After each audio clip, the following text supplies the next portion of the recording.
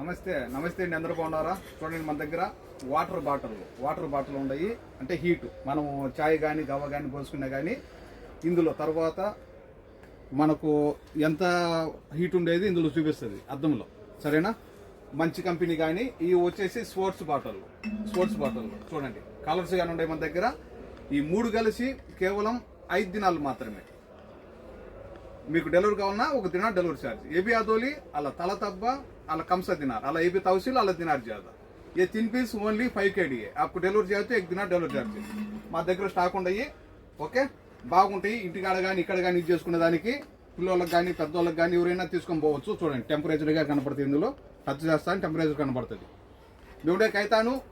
మా నెంబరు 65537855.